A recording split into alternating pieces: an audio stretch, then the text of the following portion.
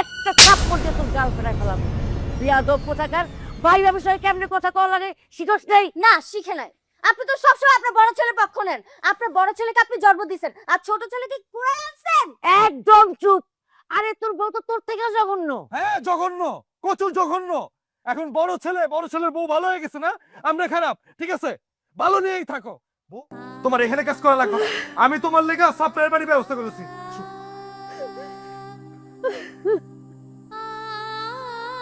বাপরে, ওই হারামজাদার কথায় কিছু মনে করিস না। আরে ও তো আর মানুষ নাই, বউর বাপের সম্পত্তি দেখে জানোয়ার হয়ে গেছে। মাগো, আমি আমার ছোট ভাইয়ের কোলে পিঠে গেলে মানুষ, কত কষ্ট করছি আল্লাহ। জীবনে একটা টাকা সঞ্চয় করি না, আর কথা ভাই না হারাচ্ছি কিনা আমার এইভাবে অপমান করে গেল।